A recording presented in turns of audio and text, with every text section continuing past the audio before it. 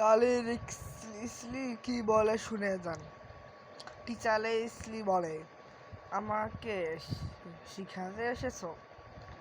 অটোওয়ালা কি বলে, আমাকে অটো নিয়ে ঘুরবা তো?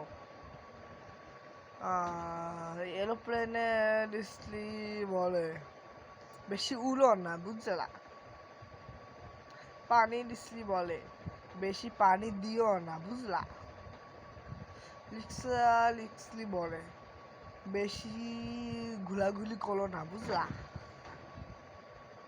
পুলিশে ইসলি বলে, এলো মারবো কি লিয়া ভূত ভাটিয়ে দেবো। ভূতের ইসলি বলে, বেশি বক বক করিস না, নাহলে কাঁচা গিল্লা খামু।